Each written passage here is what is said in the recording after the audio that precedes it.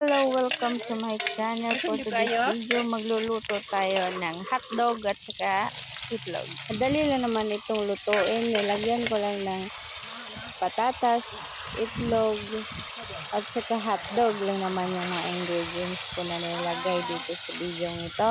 At saka di naman yan marumi ang aking hali kasi matagal lang po talaga yan. Kaya ganyan yung itsura niya. Pero malinis po yan ha. Ibabash nyo naman ako niyan. Pero okay lang. Kahit anong sabihin nyo. At least nakapagluto ako at nag-video. Para makita nyo din yung recipe ko. Pero actually guys, masarap din naman talaga siya. Masarap!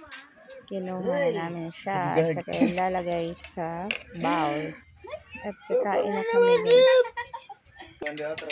First bite sa inyo po.